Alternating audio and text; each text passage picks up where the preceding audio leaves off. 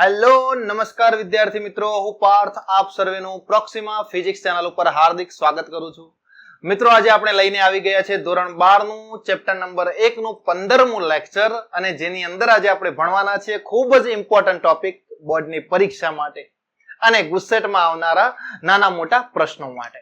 ટોપિકનું નામ છે વિદ્યુત ક્ષેત્ર રેખાઓ, જેની અંદર આજે આપણે એની લાક્ષણિકતાઓ અને વિશેષતાઓ વિશે અભ્યાસ કરીશું. બરાબર છે ને? સમજો, અહીંયા આ ઘણી બધી એક્ઝામમાં અલગ અલગ રીતે પ્રશ્નો પૂછી શકાય એક એવો ટોપિક છે. બરાબર છે? ગુસ્સેટ બોર્ડમાં પણ 2 માર્કમાં થિયરી સ્વરૂપે લખવાનું હોય છે. આપણે ગુસ્સેટની અંદર આપણને નાના મોટા એમસીક્યુ જોવા મળી જશે. આના નીટની પરીક્ષામાં તો ખાસ પ્રશ્નો પૂછાય જ છે આના રિલેટેડ, અને જેઈના પીવાયક્યુ તો આપણે અહીંયા સોલ્વ કરીએ છીએ હમણાં 2-3 અલગ અલગ વર્ષના લઈને. બરાબર છે મિત્રો? તો ફટાફટ પેપર પેન ઓપન કરી અને હેડિંગ લગાવી દેશો આજના ટોપિકનું. આજનો ટોપિક છે વિદ્યુત ક્ષેત્ર રેખાઓ. બરાબર છે? અને જો ચેનલ ઉપર નવા હોય તો પહેલા ચેનલને સબસ્ક્રાઇબ કરી લઈશું, જેથી કરીને આવનારા નવા લેક્ચરની નોટિફિકેશન સૌથી પહેલા તમને મળે. ઓકે મિત્રો, તો ચલો શરૂઆત કરીએ લેક્ચરની. બરાબર છે? ડન. ટોપિક આપણો વિદ્યુત ક્ષેત્ર રેખાઓ. બરાબર છે ને? ધ્યાન આપજો. હવે ચાલો આગળ ઘણા બધા ટોપિક આપણે ભણી લીધા છે. સારા ટોપિક ચેપ્ટર 1 માંથી બહુ જ ડિટેલમાં સ્ટડી કરેલું છે. બરાબર છે? જેથી કોઈ પ્રોબ્લેમ આવી શકે એવો નથી. ચલો આપણે હેડિંગ લગાવીએ મિત્રો આજનું, જેનું નામ છે વિદ્યુત ક્ષેત્ર રેખાઓ. પહેલા તો 2 વસ્તુ સમજો મિત્રો કે વિદ્યુત ભારના 2 પ્રકાર છે, એક પ્લસ વિદ્યુત ભાર અને બીજો માઇનસ વિદ્યુત ભાર. પ્લસ વિદ્યુત ભારની ક્ષેત્ર રેખાઓ છે ને એ ત્રિજ્યાવર્તી બહારની દિશામાં હોય છે, આપણને આટલી ખબર છે. પણ ધારો કે હું કાલ્પનિક એક ફોટોગ્રાફી વિચારું, તો એ ફોટોગ્રાફી કેવી હોય આની? બરાબર સમજો. અહીંયાથી જો આની કાલ્પનિક ફોટોગ્રાફી વિચારવામાં આવે તો માની લો કે મારી જોડે અહીંયા એક પ્લસ વિદ્યુત ભાર છે. તો આ પ્લસ વિદ્યુત ભારની વિદ્યુત ક્ષેત્ર રેખાઓ છે ને એ ત્રિજ્યાવર્તી બહારની દિશામાં હોય. કોઈ એક બાજુ હું દર્શાવું છું, તમે સમજી શકો છો. બરાબર છે?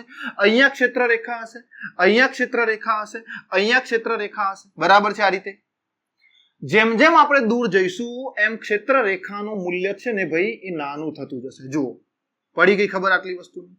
જેમ જેમ દૂર જઈશું એમ ક્ષેત્ર રેખાઓ અહીંયા મેં નાની દર્શાવી છે, એનો મતલબ કે વિદ્યુત ક્ષેત્રનું મૂલ્ય ધીમે ધીમે શું થશે? ઘટતું જશે. કેમ ઘટતું જાય?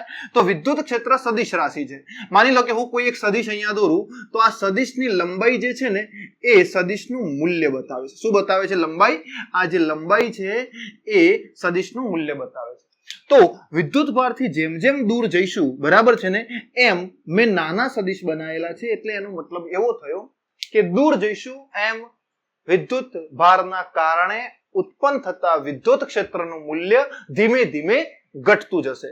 કેમ? સમજો. અહીંયાથી માની લો કે એક પ્લસ વિદ્યુત ભાર છે અહીંયા, અને આનાથી પી બિંદુએ આર અંતરે મારે વિદ્યુત ક્ષેત્ર શોધવું છે. તો કેટલું હોય મિત્રો ખબર છે? E બરાબર KQ ભાગ્યા R² જેટલું. એટલે એનો મતલબ એવો થયો કે અહીંયા જે વિદ્યુત ક્ષેત્ર છે એ 1/R² ના સમપ્રમાણમાં છે, અથવા તો અંતરના વર્ગના વ્યસ્ત પ્રમાણમાં છે. તો જેમ જેમ આપણે દૂર જઈશું આ વિદ્યુત ભારથી એમ વિદ્યુત ક્ષેત્રના સદિશની લંબાઈ ધીમે ધીમે ઘટતી જશે. એમ એટલો મતલબ એવો થયો કે વિદ્યુત ક્ષેત્રનું મૂલ્ય ધીમે ધીમે નાનું થતું જશે. ક્લિયર આટલી વસ્તુ? ઓકે. અનંત અંતર સુધી આ વિદ્યુત ક્ષેત્ર રેખાઓ વિસ્તરેલી હશે. જો હું કોઈ માઇનસ વિદ્યુત ભાર રાખું તો માઇનસ વિદ્યુત ભારની અંદર વિદ્યુત ક્ષેત્ર આવતું હશે. પડી ગઈ હોય આટલી વસ્તુ? ઓકે. 2 વિદ્યુત ભાર છે. બીજી વસ્તુ સમજો. અહીંયા આ જે તીરની નિશાની છે મિત્રો, બરાબર છે ને, આ જે તીરની નિશાની અહીંયા દર્શાવેલી છે એ વિદ્યુત ક્ષેત્રની દિશા દર્શાવે છે. શું દર્શાવે છે? અહીંયા દિશા દર્શાવે છે. કોની દિશા ભાઈ? એ તો ખબર હોવી જોઈએ ને. કોની? વિદ્યુત ક્ષેત્રની દિશા દર્શાવે છે. ક્લિયર આટલી વસ્તુ? ઓકે મિત્રો, ચલો બીજી વસ્તુ કે તીરની લંબાઈ જે છે, બરાબર છે, તીરની લંબાઈ જે છે એ વિદ્યુત ક્ષેત્રનું મૂલ્ય દર્શાવે છે. શું દર્શાવે છે? વિદ્યુત ક્ષેત્રનું મૂલ્ય દર્શાવે છે. કોણ દર્શાવે છે મૂલ્ય? ભાઈ આ તીરની લંબાઈ. જુઓ અહીંયા વિદ્યુત ભારની નજીક તીર મોટું છે, એટલે એનો મતલબ એવો થયો કે વિદ્યુત ભારની નજીક છે ને વિદ્યુત ક્ષેત્રનું મૂલ્ય વધુ હશે. જેમ જેમ દૂર જઈશું એમ વિદ્યુત ક્ષેત્ર ઘટતું જશે. ચલો ફટાફટ આ પોઈન્ટ નોટ કરો, અથવા તો આનો સ્ક્રીનશોટ લઈ લો. બરાબર છે ને? હવે દર વખતે આપણે આવી રીતે અલગ અલગ તીર બનાવીને વિદ્યુત ક્ષેત્ર દિશાઓ અથવા તો વિદ્યુત ક્ષેત્ર રેખાઓ આપણે દર્શાવવાની જરૂર નથી. તો આપણે શું કરીશું? એક સતત સદિશ બતાવવાનું. બરાબર છે? કઈ રીતે? તો સમજો. અહીંયા મારી જોડે માની લો કે એક પ્લસ વિદ્યુત ભાર છે પ્લસ ક્યુ, અને બીજો એક વિદ્યુત ભાર છે માઇનસ ક્યુ. હવે પ્લસ વિદ્યુત ભારની વિદ્યુત ક્ષેત્ર રેખાઓ ત્રિજ્યાવર્તી બહારની દિશામાં હોય, એટલે અહીંયાથી હું આ રીતે બહારની બાજુ બતાવી શકું. દેખાય છે? અહીંયા સતત સદિશ બતાવી દેવાનો એક. કેમ ભાઈ? આપણે જે નાના નાના સદિશો બતાવીશું તો ટાઈમ વધુ વેસ્ટ થશે, જે આપણને પાલવતું નથી. બરાબર છે? તો આ જે દિશા છે પ્લસ ક્યુ વિદ્યુત ભારની, એ પ્લસ ક્યુ વિદ્યુત ભારના કારણે આપણને વિદ્યુત ક્ષેત્ર છે ને એ કઈ દિશામાં મળે છે? ત્રિજ્યાવર્તી બહારની તરફ. બરાબર છે? ત્રિજ્યાવર્તી બહારની તરફ અથવા તો ત્રિજ્યાવર્તી બહારની દિશા લખી શકાય. પડી ગઈ આટલી ખબર? ઓકે. અને જો માઇનસ વિદ્યુત ભાર હોય તો એને જો કોઈ એક સદિશ વડે આપણે દર્શાવીએ તો એક સદિશ કઈ બાજુ હશે? આ રીતે એની અંદરની તરફ હશે. બરાબર છે? એનો મતલબ એવો થયો કે અહીંયા જે વિદ્યુત ક્ષેત્ર છે એ વિદ્યુત ક્ષેત્ર એ વિદ્યુત ભારની અંદરની તરફ ત્રિજ્યાવર્તી દિશામાં છે. આ ત્રિજ્યાવર્તી દિશા થઈ. વર્તુળાકાર માર્ગે બધી જગ્યાએ ક્ષેત્ર રેખાઓ છે. બરાબર છે? અહીંયા વર્તુળાકાર બધી જગ્યાએ મેં ક્ષેત્ર રેખાઓ દર્શાવી છે. એટલે એનો મતલબ એવો થયો મિત્રો કે ત્રિજ્યાવર્તી અહીંયા બહારની દિશા હતી, તો માઇનસ ક્યુ વિદ્યુત ભાર હોય. બરાબર છે ને? તો કઈ દિશા હશે? ત્રિજ્યાવર્તી અંદરની તરફની દિશા. બરાબર છે ને? ત્રિજ્યાવર્તી કઈ દિશા છે? અંદરની તરફની દિશા છે.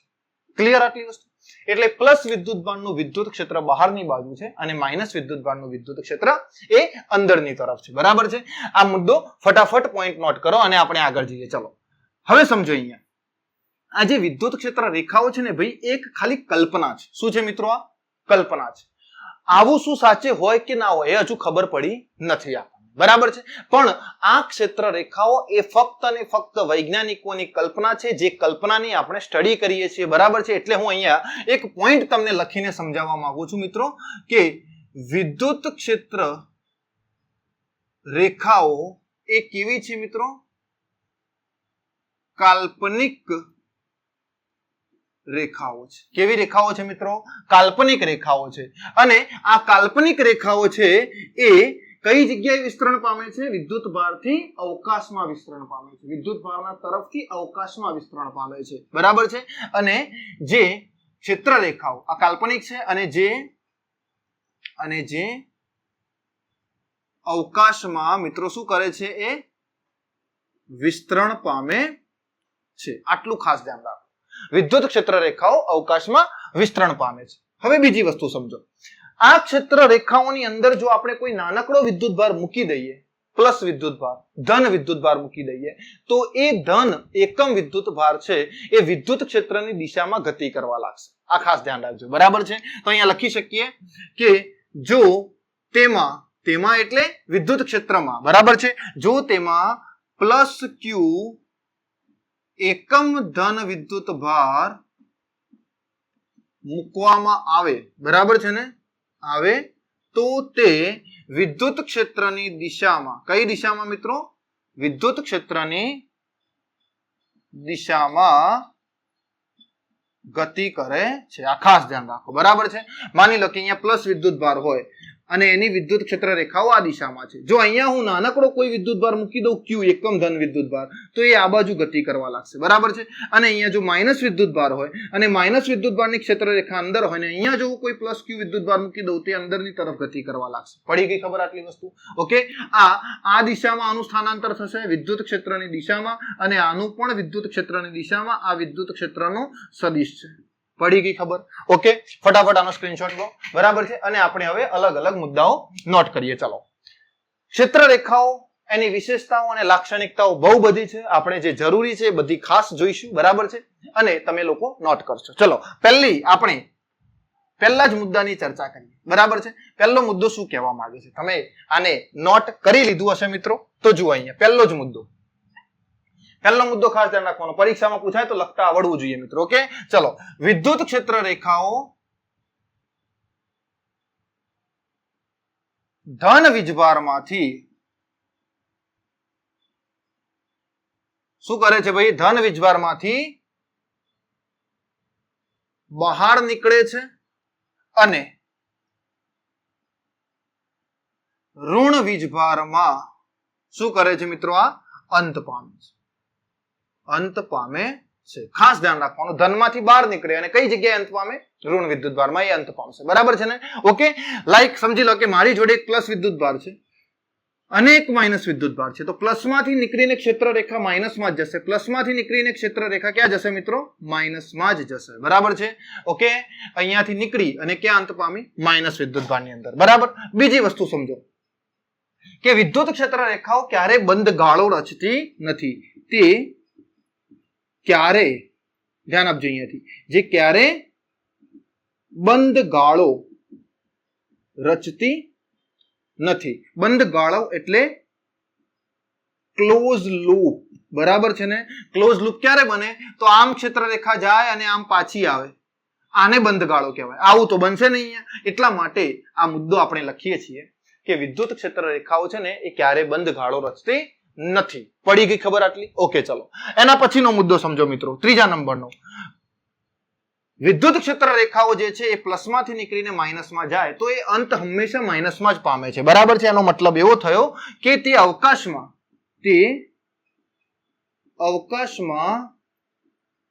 ક્યાંય અંત પામતી નથી. જો પ્લસમાંથી નીકળે ને ક્ષેત્ર રેખા એ દૂર સુધી જશે, જ્યાં સુધી એને માઇનસ વિદ્યુતભાર ના દેખાય ત્યાં સુધી. બરાબર છે? એટલે આ ક્ષેત્ર રેખાઓ અનંત અંતર સુધી વિસ્તરેલી હોય છે. બરાબર છે? ક્યાં સુધી વિસ્તરેલી હોય? અનંત અંતર સુધી, જ્યાં સુધી ઋણ વિદ્યુતભાર ના મળે ત્યાં સુધી. બરાબર છે? ફટાફટ આ મુદ્દાઓ નોટ કરી લો. હવે ચોથો મુદ્દો સમજીએ. બરાબર છે? ખબર પડી ગઈ? ચલો ચોથો મુદ્દો સમજો. હવે વન બાય વન ઘણા બધા મુદ્દાઓ આપણે અહીંયા નોટ કરીશું અને આપણે સમજતા જઈશું. બરાબર છે? ચોથા નંબરનો મુદ્દો છે આપણો કે વિદ્યુત ક્ષેત્ર રેખાઓની સંખ્યા એ વિદ્યુત ભાર ઉપર આધારિત છે. સમજો અહીંયાથી, વિદ્યુત ક્ષેત્ર રેખાઓની સંખ્યા વિદ્યુત ભાર પર આધારિત છે. આત્મનિર્ભર કહેવાય છે. બરાબર છે ને? વિદ્યુત ભાર ઉપર આધાર રાખે પણ એની ઘનતા એ નિશ્ચિત. આ ધ્યાન રહે મિત્રો. બરાબર છે? વિદ્યુત ક્ષેત્રોની જે ક્ષેત્ર રેખાઓ છે એની સંખ્યા એ વિદ્યુત ભાર ઉપર આધારિત છે. જ્યારે વિદ્યુત ક્ષેત્ર રેખાઓની ઘનતા જે છે મિત્રો એ નિશ્ચિત છે. કેવી છે? નિશ્ચિત છે. બરાબર છે? શ્યોર છે, ફાઇનલ છે. ડન. આટલી વસ્તુ સમજો અહીંયાથી. માની લો કે મારી જોડે કોઈ એક ક્યુ વિદ્યુતભાર છે અને આ ક્યુ વિદ્યુતભાર ખૂબ જ નાનો છે. તો માની લો કે આમાંથી બે ક્ષેત્ર રેખાઓ નીકળે છે. કેટલી નીકળે છે? બે નીકળે છે, અથવા તો ચાર નીકળે છે. પડી ગઈ ખબર? ઓકે, કેટલી નીકળે છે? ચાર ક્ષેત્ર રેખાઓ નીકળે છે. અને બીજો એક વિદ્યુતભાર છે ક્યુ. આ વિદ્યુતભાર આના કરતા મોટો છે. મોટો હોય તો સીધી વસ્તુ છે કે આમાંથી વધુ વિદ્યુત ક્ષેત્ર રેખાઓ બહાર આવશે. આમાંથી ઇલેક્ટ્રિક ફિલ્ડ લાઈન જે છે એ બહુ બધી બહાર આવશે. ઓકે, બીજી વસ્તુ સમજો. જો ઓછી ક્ષેત્ર રેખાઓ હોય તો અહીંયા બે ક્ષેત્ર રેખાઓ વચ્ચે જગ્યા વધુ હશે, એટલે અહીંયા ઘનતા કેવી હોય? ઓછી હોય. અને જો વધુ ક્ષેત્ર રેખાઓ હોય તો વિદ્યુતભારની નજીક છે ને એ ઘનતા કેવી હોય? વધુ હશે. કેમ? ક્ષેત્ર રેખાઓ ભેગી છે. કેવી છે? ઘનતા વધુ હશે, ક્ષેત્ર રેખાઓ ભેગી છે. તો જુઓ, જેમ જેમ ક્ષેત્ર રેખાઓની સંખ્યા વધશે એમ વિદ્યુતભારની નજીકના વિસ્તારમાં વિદ્યુત ક્ષેત્ર રેખાઓની ઘનતા વધતી જશે. બરાબર છે? ઓકે, કારણ કે જેટલી ક્ષેત્ર રેખાઓ નજીક બનશે એટલી એની ડેન્સિટી વધશે, અને ડેન્સિટી વધશે તો એનો મતલબ એવો થયો કે ક્ષેત્ર રેખાઓની સંખ્યા વધુ હશે. બરાબર છે? આટલી ખબર પડી? ઓકે, ચલો બીજી વસ્તુ સમજો. પાંચમો મુદ્દો સમજીએ. પાંચમો મુદ્દો સમજો મિત્રો.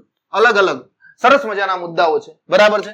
પાંચમો મુદ્દો સમજો. આ ઇમ્પોર્ટન્ટ મુદ્દો. અહીંયાથી પ્રશ્ન પૂછાઈ શકે ક્યારેક. બરાબર છે? ક્ષેત્ર રેખાઓની સંખ્યા છે ને,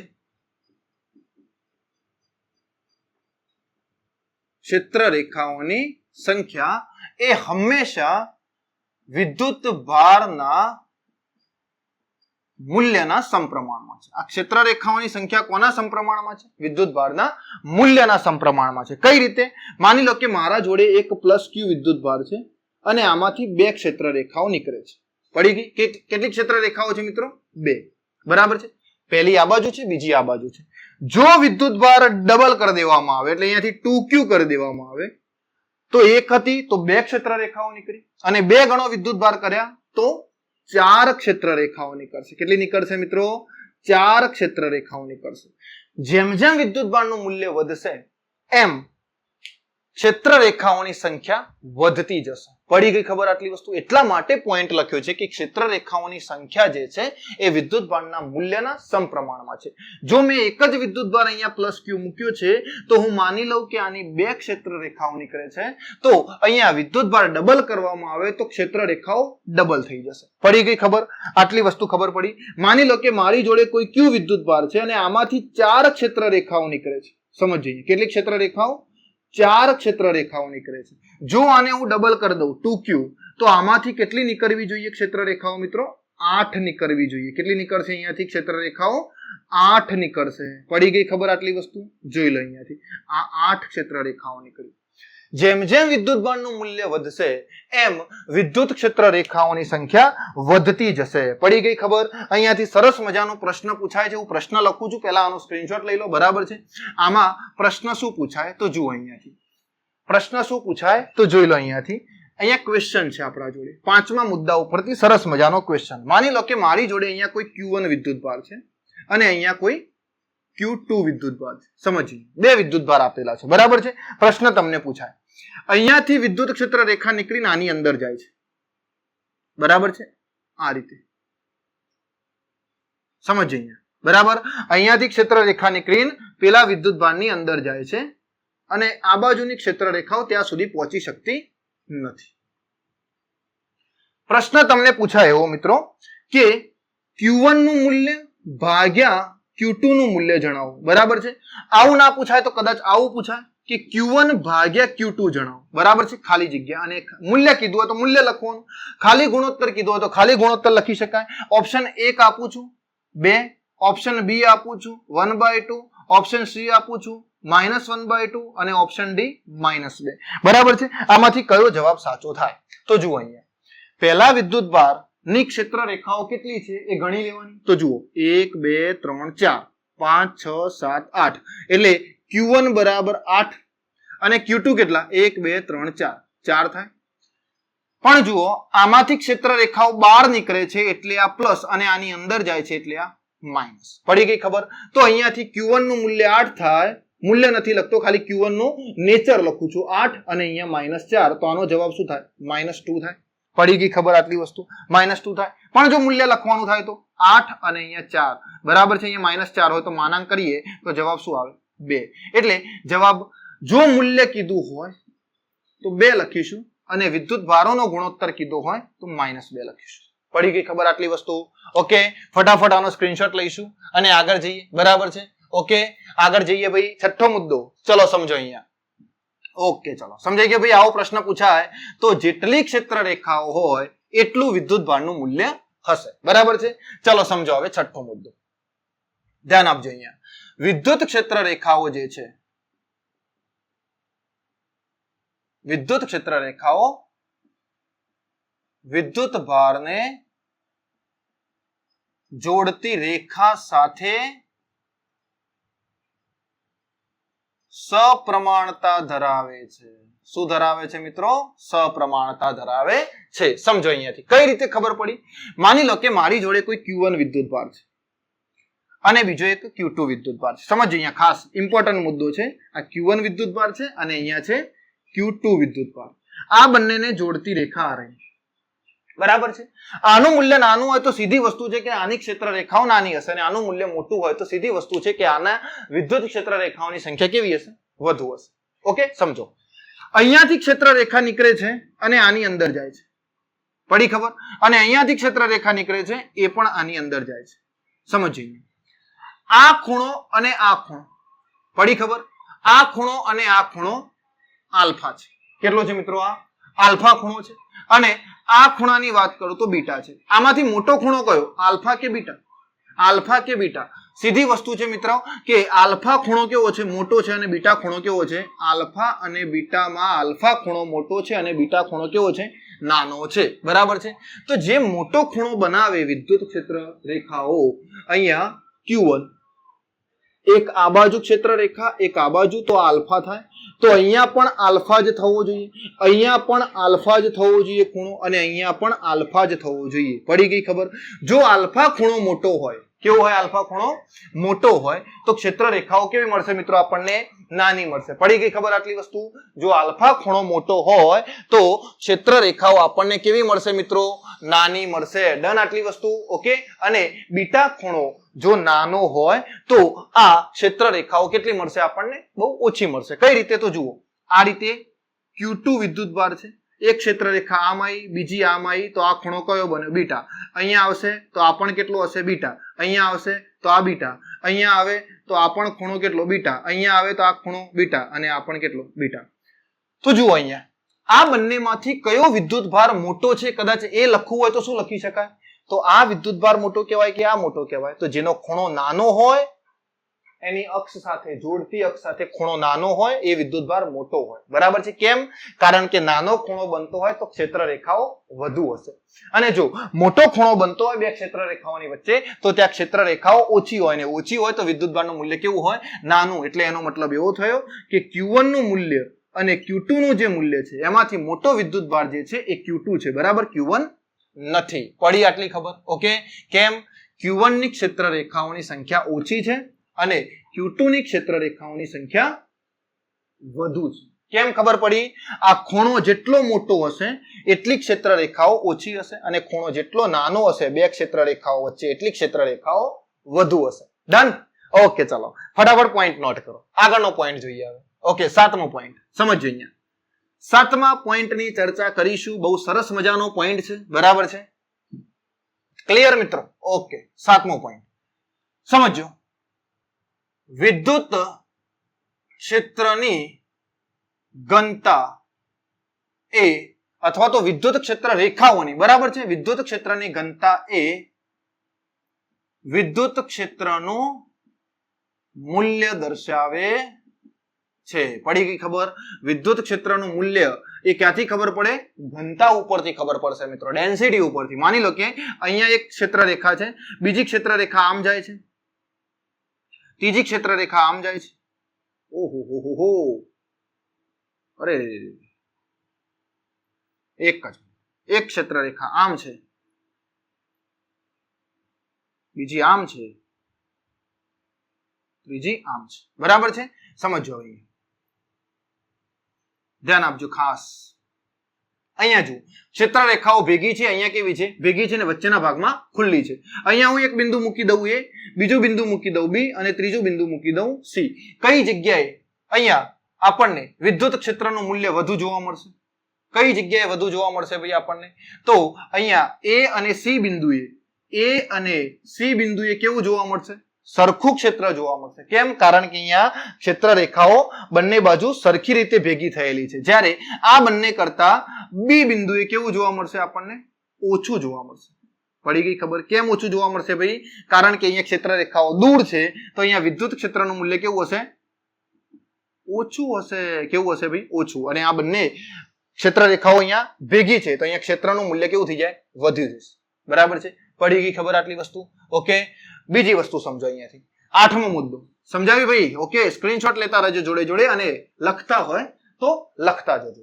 ચલો એના પછીનો મુદ્દો જુઓ. 8મો મુદ્દો શું કહે છે? 8મો મુદ્દો તો વિદ્યુત ક્ષેત્ર રેખાઓ જે છે વિદ્યુત ભારની સપાટીને કેવી હોય છે? લંબ હોય છે. આ યાદ રહે, વિદ્યુત ભારની સપાટીને લંબ હોય. માની લો કે હું અહીંયા કોઈ Q વિદ્યુત ભાર રાખું અને વિદ્યુત ક્ષેત્ર રેખા જો બહારની તરફ દર્શાવી હોય, બરાબર છે ને, આ રીતે, તો આ ક્ષેત્ર રેખા હંમેશા સપાટીને કેવી હશે? લંબ રહેશે ભાઈ. પડી ગઈ ખબર આટલી વસ્તુ? સપાટીને કેવી રહેવી જોઈએ મિત્રો? લંબ રહેવી જોઈએ. ફટાફટ નોટ કરો. બરાબર?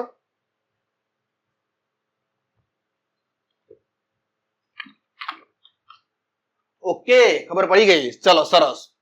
બીજો મુદ્દો જોઈએ. ચલો બીજો સરસ મજાનો ઇમ્પોર્ટન્ટ મુદ્દો જોઈએ. 8મા મુદ્દામાં ખબર પડી ગઈ હશે. ઓકે. ચલો 9મા મુદ્દાની વાત કરીએ મિત્રો. વિદ્યુત ક્ષેત્ર રેખાઓ જે છે એ કેવી હશે ભાઈ? સપાટીને લંબ હશે. બરાબર છે? ઓકે. ચલો એના પછીનો મુદ્દો 9મો. 9મો મુદ્દો શું કહે છે? તો વિદ્યુત ક્ષેત્ર રેખાને સ્પર્શક દોરવો, બરાબર છે ને, વિદ્યુત ક્ષેત્રને અથવા તો વિદ્યુત ક્ષેત્ર રેખાને જો કોઈ સ્પર્શક દોરવામાં આવે, બરાબર છે, તો તે બિંદુએ સ્પર્શક શું કરે છે? વિદ્યુત ક્ષેત્રની દિશા દર્શાવે છે. પડી ગઈ ખબર?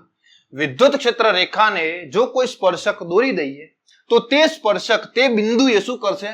ક્ષેત્રની દિશા દર્શાવે. કઈ રીતે? માની લો કે આ રીતે વિદ્યુત ક્ષેત્ર જાય છે આમ, અને અહીંયા જો હું કોઈ સ્પર્શક દોરું તો સ્પર્શક આમ દોરી શકાય. તો આ બિંદુએ જે છે, આ બિંદુએ જે છે, અહીંયા વિદ્યુત ક્ષેત્રની દિશા હશે. કઈ દિશા હશે? એ બિંદુએ આ તરફની દિશા. અહીંયા બી બિંદુ લઈ લો, ચલો તો બી બિંદુએ સ્પર્શક દોરીએ તો આમ બને ઈ બી. તો વિદ્યુત ક્ષેત્ર આ દિશામાં હશે, આ બી બિંદુએ, અને સી બિંદુ અહીંયા લઈ લો તો આનું ક્ષેત્ર આમ હશે, બરાબર છે. આ ઈ સી, આ સી બિંદુ છે. પડી ગઈ ખબર? જો ક્ષેત્ર રેખાને સ્પર્શક દોરીએ તો એ સ્પર્શક આપણને આ વિદ્યુત ક્ષેત્ર રેખાની દિશા દર્શાવશે જે તે બિંદુએ, બરાબર છે. ચલો એના પછી 10મો મુદ્દો જોઈએ. 10મો મુદ્દો શું કહે છે આપણને? 10મા મુદ્દાની વાત કરીએ, બરાબર છે ને. વિદ્યુત ક્ષેત્ર રેખાઓ ક્યારે એકબીજાને છેદતી નથી. આ ખાસ પોઈન્ટ છે, યાદ રાખજો. વિદ્યુત ક્ષેત્ર રેખાઓ ક્યારે એકબીજાને છેદતી નથી. આ 10મો પોઈન્ટ. વિદ્યુત ક્ષેત્ર રેખાઓ ક્યારે એકબીજાને છેદતી નથી, બરાબર છે. કેમ નથી છેદતી એનું રીઝન છે. માની લો કે અહીંયાથી ક્ષેત્ર રેખા જાય અને બીજી ક્ષેત્ર રેખા આમ જતી હોય, તો અહીંયા બે બિંદુ, આ ક્ષેત્ર રેખા અને આ ક્ષેત્ર રેખા અહીંયા ભેગા થશે. તો અહીંયા જો હું સ્પર્શક દોરું તો એની દિશા આ થાય, અને આના માટે જો સ્પર્શક દોરું તો આની દિશા આ થાય. હવે આ બિંદુએ બે દિશા મળે આપણને, જે શક્ય નથી, બરાબર છે. તો અહીંયા લખી શકાય. કારણ શું થાય ભાઈ? કારણ છે એનું કે બે ક્ષેત્ર રેખાઓ એકબીજાને છેદે તો તે બિંદુ પાસે શું થશે ભાઈ? બે સ્પર્શક. કેટલા સ્પર્શક? બે સ્પર્શક બને છે, જે બે દિશા દર્શાવે. કેટલી દિશા દર્શાવે? બે દિશા દર્શાવે છે, અને જે શક્ય નથી. પડી ગઈ ખબર? વિદ્યુત ક્ષેત્ર રેખાઓ અહીંયા છેદે તો હું સ્પર્શક બનાવું તો આ સ્પર્શક બે દિશા દર્શાવશે, અને બે દિશાઓ ક્યારે શક્ય ના બને ભાઈ? એક બિંદુ ઉપર એક જ દિશા હોય, બે દિશા ક્યારે શક્ય ના બને, બરાબર છે. એટલા માટે ક્ષેત્ર રેખાઓ આપણે એકબીજાને છેદાવી શકતા નથી, અથવા તો એકબીજાને છેદી શકતી નથી. પડી ગઈ ખબર આટલી વસ્તુ? ઓકે, ચલો 11મા પોઈન્ટની વાત કરીએ. જો બે વિદ્યુત ભાર એકબીજાની નજીક લાવીએ તો ક્ષેત્ર રેખાઓ કેવું વર્તન કરશે? પડી ગઈ ખબર? બે વિદ્યુત ભાર એકબીજાની નજીક લઈ આવવામાં આવે, બરાબર છે. સમજી લો કે અહીંયા મેં પ્લસ વિદ્યુત ભાર મૂક્યો છે અને અહીંયા એક બીજો પ્લસ વિદ્યુત ભાર મૂક્યો છે. આ બંનેને જોડતી રેખા આ છે.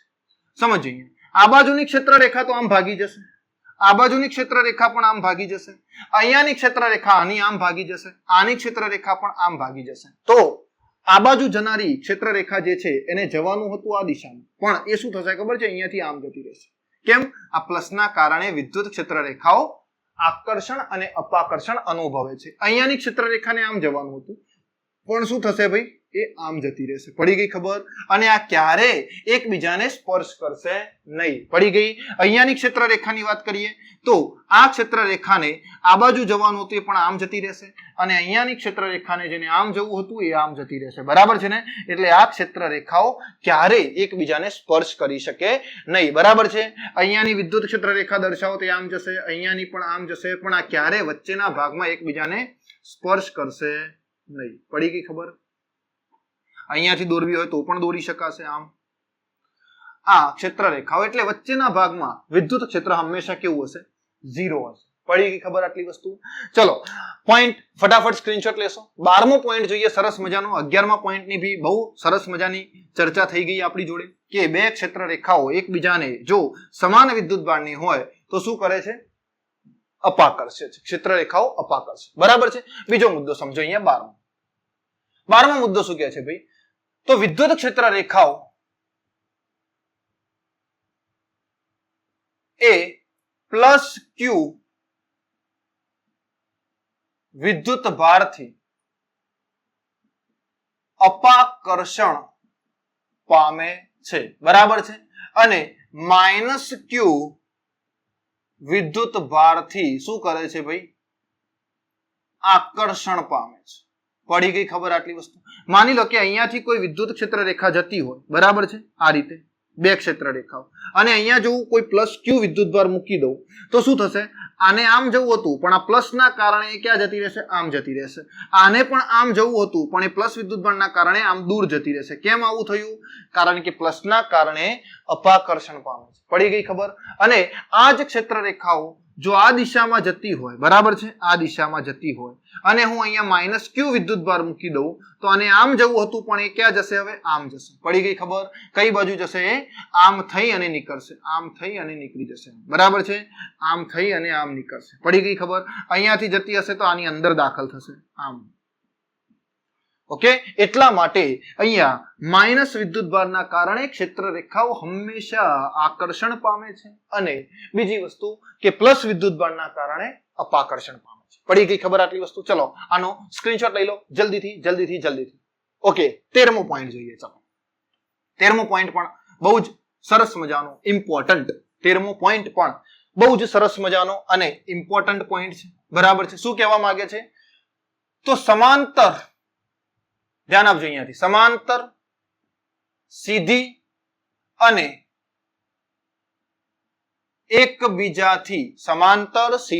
એકબીજાથી સમાન અંતરે, કેવા અંતરે ભાઈ? સમાન અંતરે દોરેલી ક્ષેત્ર રેખાઓ નિયમિત વિદ્યુત ક્ષેત્ર દર્શાવે છે. કેવું?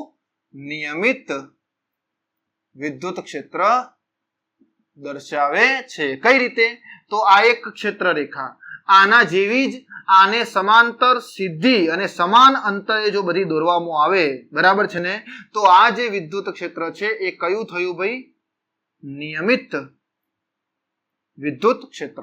પણ જો આ રીતે દોરી દઈએ તો આ કેવું થઈ ગયું? અનિયમિત થયું. આ તો કેવું થઈ ગયું? આ અનિયમિત. પડી ગઈ ખબર?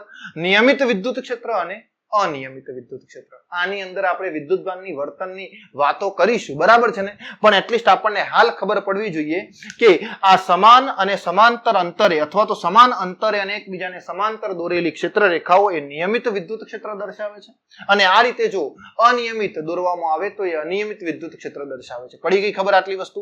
ઓકે, ચલો જઈએ આગળ. ફટાફટ સ્ક્રીનશોટ લઈ લેશો અહીંયાથી. બીજી વસ્તુ સમજો મિત્રો, અહીંયા એ બિંદુ લઈ લઉં, આ બી બિંદુ લઈ લઉં, અહીંયા સી બિંદુ લઈ લઉં, બરાબર છે. તો આ દરેક બિંદુએ વિદ્યુત ક્ષેત્ર હંમેશા કેવું હશે? સરખું હશે. ક્યારે? નિયમિત વિદ્યુત ક્ષેત્રમાં દરેક બિંદુએ વિદ્યુત ક્ષેત્ર સમાન હોય છે. પડી ગઈ ખબર? ઓકે, ચલો ડન. ચલો જવા દઈએ. 14મો મુદ્દો સમજીએ હવે. 14મો મુદ્દો શું કહે છે આપણને? તો સ્થિત વિદ્યુત શાસ્ત્ર જે ખરું આપણું ઇલેક્ટ્રોસ્ટેટિક, બરાબર છે, ઇલેક્ટ્રોસ્ટેટિક, એની અંદર સુવાહકમાં આપણને વિદ્યુત ક્ષેત્રનું મૂલ્ય હંમેશા શૂન્ય થતું જોવા મળે છે. 14મો મુદ્દો છે કે સ્થિત વિદ્યુત શાસ્ત્રની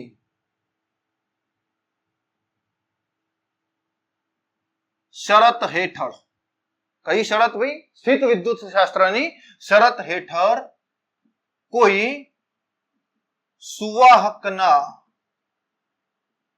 અંદર વિદ્યુત ક્ષેત્રનું મૂલ્ય શૂન્ય થાય છે. ઇલેક્ટ્રિક ફિલ્ડ કેવું? 0. ભાઈ કોઈ સુવાહક પદાર્થ હોય એને વિદ્યુત ક્ષેત્રમાં મૂકી દઈએ તો એની અંદર વિદ્યુત ક્ષેત્ર 0 થઈ જાય, અથવા તો કોઈ વિદ્યુત ભારની વાત કરતા હોય એના ઉપર મૂકી દઈએ વિદ્યુત ભાર તો પણ એની અંદર વિદ્યુત ક્ષેત્ર હંમેશા 0 થઈ જશે. પડી ગઈ ખબર આટલી વસ્તુ? 15મો મુદ્દો જુઓ, બરાબર છે. વિદ્યુત ક્ષેત્ર રેખાઓ જે છે,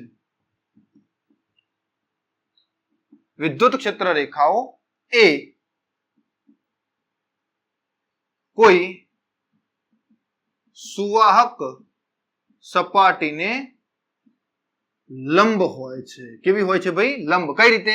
અહીંયા હું ધારો કે કોઈ સુવાહક સપાટી મૂકી દઉં અને અહીંયાથી વિદ્યુત ક્ષેત્ર રેખા દોરવી હોય તો હંમેશા આ રીતે લંબ હોય. કેટલા ડિગ્રી હોય? 90 ડિગ્રી હશે. બરાબર. આ કયો પદાર્થ છે ભાઈ?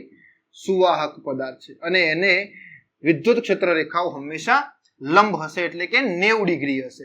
આપણે આ રીતે ક્ષેત્ર રેખા ના દોરી શકીએ ભાઈ. આ સુવાહક હોય તો આમ ક્ષેત્ર રેખા ક્યારે ના હોય, થીટા ખૂણો ક્યારે ના બનાવે. એ હંમેશા આ રીતે જ હોય, લંબ જ હોય. કેવી હોય? લંબ જ હોય. આવું ક્યારે બની શકે નહીં. તો સુવાહકના અંદરથી અથવા તો સુવાહકની સપાટી ઉપરથી જો કોઈ ક્ષેત્ર રેખા દોરવામાં આવે તો એ ક્ષેત્ર રેખા હંમેશા સપાટીને લંબ હશે. કેવી હશે ભાઈ? સપાટીને લંબ હશે. બરાબર છે. બીજી વસ્તુ સમજો અહીંયા, ખાસ ઇમ્પોર્ટન્ટ મુદ્દો, 16મો મુદ્દો જુઓ. બરાબર છે. વિદ્યુત ક્ષેત્ર રેખાને નજીકથી જોવામાં આવે તો કેવી દેખાય અને દૂરથી જોઈએ કોઈ વિદ્યુત ભારના તંત્રને તો એ કેવી દેખાશે. બરાબર છે. તો અહીંયા લખીએ આપણે, નજીક અને દૂર ક્ષેત્ર રેખાઓ કેવી દેખાશે. કયો મુદ્દો છે ભાઈ? 16મો મુદ્દો છે. નજીક અને દૂર વિદ્યુત ક્ષેત્ર રેખાઓ. બરાબર છે. ખાસ ઇમ્પોર્ટન્ટ મુદ્દો. આની જરૂર પડશે આપણે સેકન્ડ ચેપ્ટરમાં. સમજી લો અહીંયા કે મારી જોડે અહીંયા છે +2q વિદ્યુતભાર. બરાબર છે. અને અહીંયા છે આપણી જોડે -q વિદ્યુતભાર. હવે પ્લસમાંથી નીકળે ને ક્ષેત્ર રેખા એ ક્યાં જશે ભાઈ? માઇનસ ની અંદર જવાની. આ રીતે પડે ખબર?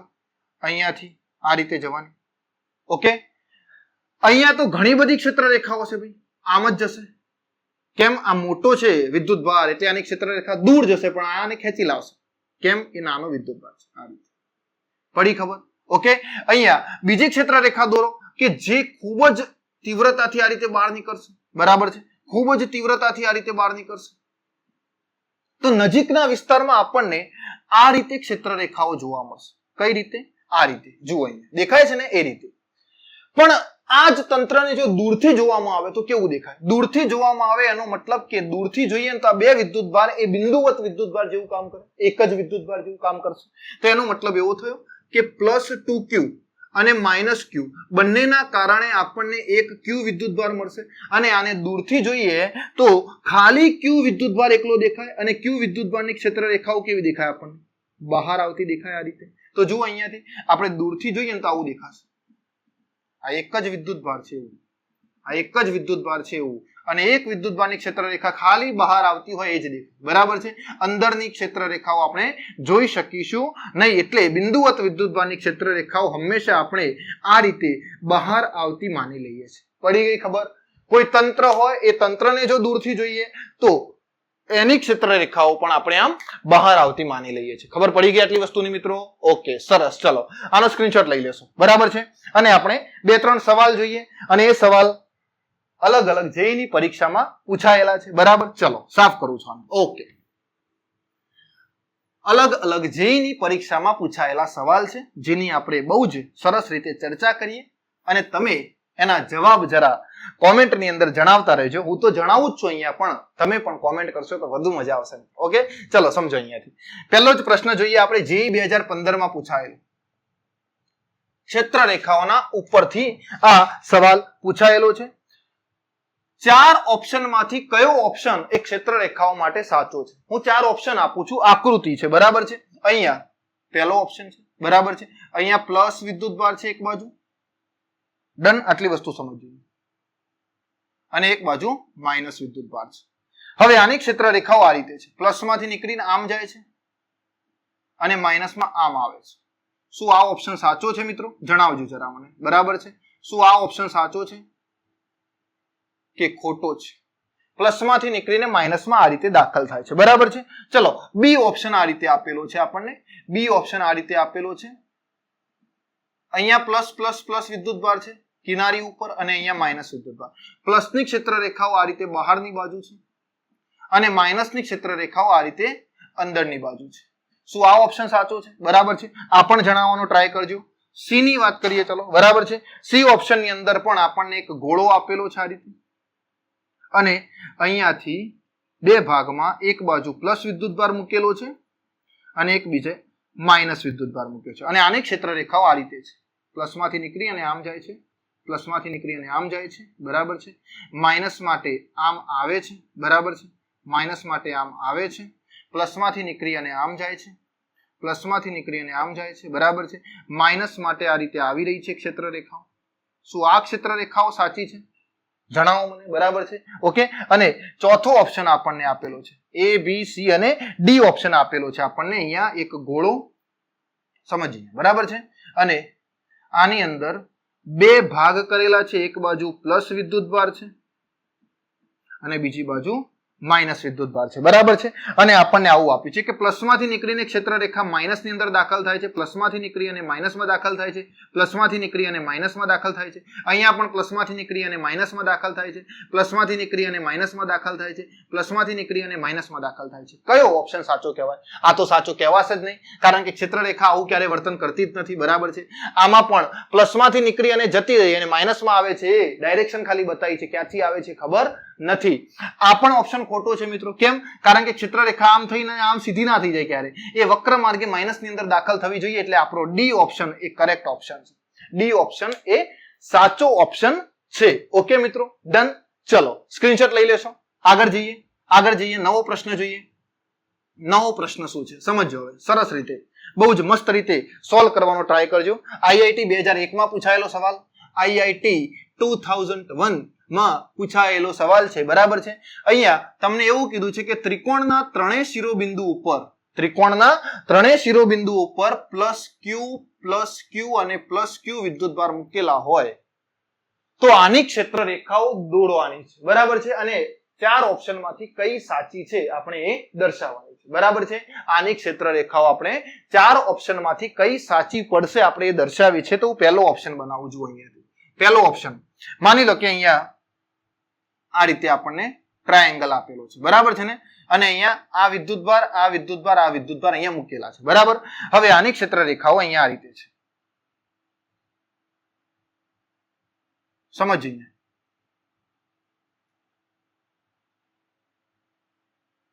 શું આ ઓપ્શન સાચો છે કે ખોટો છે? બરાબર છે.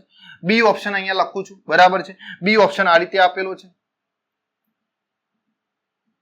અહીંયા વિદ્યુતભાર છે, અહીંયા વિદ્યુતભાર છે, અહીંયા વિદ્યુતભાર છે, આટલા વિદ્યુતભાર આપેલા છે. આની ક્ષેત્ર રેખા આ રીતે છે.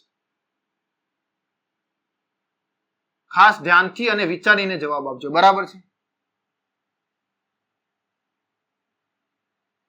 એકદમ સોચી અને સમજીને જવાબ આપવાનો છે. ઓકે, આ રીતે ક્ષેત્ર રેખાઓ દર્શાવેલી છે. આ બી ઓપ્શન છે. સી ઓપ્શન અહીંયા ડ્રો કરું છું.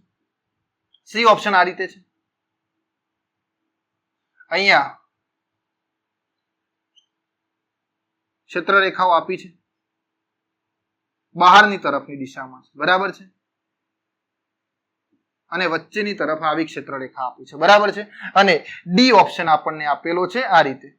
અહીંયા એક વિદ્યુતભાર છે, બીજો વિદ્યુતભાર અહીંયા છે, ત્રીજો અહીંયા છે. આ રીતે ક્ષેત્ર રેખાઓ આપી છે. આમાંથી કયો ઓપ્શન સાચો બનશે? ચલો, આ રીતે આપેલી છે. અને આ બધા ઉપર એક ક્ષેત્ર રેખા આ રીતે દર્શાવે છે. ચલો બતાવો કયો ઓપ્શન સાચો છે? તો મિત્રો સીધી વસ્તુ દેખાય અહીંયાથી કે આ ઓપ્શન ખોટો છે. ક્યારે બંધ ગાળો બની જ ના શકે. અહીંયા પણ અંદર બંધ ગાળો બને છે, અહીંયા પણ બંધ ગાળા બને છે, એટલે આ ખોટી વસ્તુ છે. આ ઓપ્શન આપણો સાચો છે. આ વિદ્યુત ક્ષેત્ર રેખાઓ પ્લસ ક્યુ વિદ્યુતભારની છે, એટલા માટે બધી અપાકર્ષણ પામીને બહારની બાજુ જતી રહે છે. પડી ગઈ ખબર? તો બી ઓપ્શન એ આપણો સાચો ઓપ્શન છે. પડી ખબર આટલી વસ્તુ? ઓકે, સરસ. ચલો હવે આઈઆઈટી 2010 માં પૂછાયેલો એક સવાલ જોઈએ, બરાબર છે. આઈઆઈટી 2010 માં પૂછાયેલો એક સરસ મજાનો સવાલ સમજીએ. હવે વિદ્યુત ક્ષેત્રના લગતા ગમે તેવા પ્રશ્નો મિત્રો આપણને આવડી જશે, કારણ કે આપણે દરેક મુદ્દાની ચર્ચા કરી છે, બરાબર છે. અહીંયા સમજો, આઈઆઈટી 2010 આમાં પૂછાયેલો એક સવાલ છે, સમજો. અહીંયાથી મારી જોડે અહીંયા એક વિદ્યુતભાર છે પ્લસ Q1, બરાબર છે.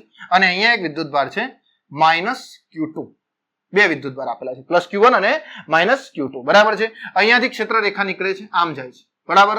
અહીંયાથી ક્ષેત્ર રેખા નીકળીને આમ જાય છે, અહીંયાથી ક્ષેત્ર રેખા નીકળીને આમ જાય છે. સમજો અહીંયાથી ખાસ. બીજી એક ક્ષેત્ર રેખા હજી દૂર દઈએ, આમ જશે. એક ક્ષેત્ર રેખા અહીંયાથી આમ જાય છે. અહીંયા મેં અલગ અલગ ક્ષેત્ર રેખાઓ બતાવી છે, જે પ્લસ માંથી નીકળી અને ક્યાં જાય છે? માઇનસ ની અંદર જાય છે. પડી ખબર? પ્લસ માંથી નીકળી અને માઇનસ માં જાય છે. અહીંયા પણ ક્યાંકથી બીજી એક આવે છે, બીજી બે આવે છે ક્ષેત્ર. બરાબર છે. અહીંયાથી નીકળીને આમ જાય છે, ખાસ ધ્યાન આપજો, અહીંયાથી નીકળી અને આ રીતે જાય છે. તો તમને એવું કીધું છે કે અહીંયાથી Q1 અને Q2 વિદ્યુત ભારમાંથી કયો મોટો વિદ્યુત ભાર છે, મોટો વિદ્યુત ભાર શોધો, આવું કીધું છે. બરાબર છે. ઓપ્શન 1 આપેલો છે આપણને, મોટો શોધવાનો નથી પણ 4 ઓપ્શન માંથી ઓપ્શન સિલેક્ટ કરવાનો છે. અહીંયા Q1 Q2 બંનેનું મૂલ્ય આપ્યું છે. બી ઓપ્શન છે Q1 Q2. બે ઓપ્શન રાખો, બીજા ઓપ્શન હતા પણ એ લખવાની જરૂર નથી કારણ કે આ બંનેમાંથી કોઈ એક સાચો છે, આપણને ખબર છે. ચલો, જેનું ક્ષેત્ર રેખાઓની સંખ્યા વધુ હોય એનું મૂલ્ય કેવું હોય, વધુ હોય. આપણે હમણાં જ ચર્ચા કરી. બરાબર છે. તો જુઓ અહીંયા આનું મૂલ્ય કેટલું છે, 1 2 3 4 5 6 7 8 9, એટલે Q2 બરાબર 9 ક્ષેત્ર રેખાઓ છે. કેટલી છે? Q2 બરાબર 9. અને Q1 માં કેટલી છે? 1 2 3 4 5 6 7 8 9 10 11 12 13, એટલે Q1 13. જો અહીંયા માઇનસ Q2 છે અને અહીંયા પ્લસ Q2, પણ બંનેના મૂલ્યની વાત કરીએ તો Q1 બરાબર થશે 13 અને Q2 નું મૂલ્ય થશે મિત્રો 9. તો આ બંનેમાંથી મોટો વિદ્યુતભાર 13 છે અને નાનો વિદ્યુતભાર 9 છે, એટલે પહેલો ઓપ્શન આવશે આપણો એ ઓપ્શન. બરાબર છે. પડી ખબર આટલી વસ્તુ?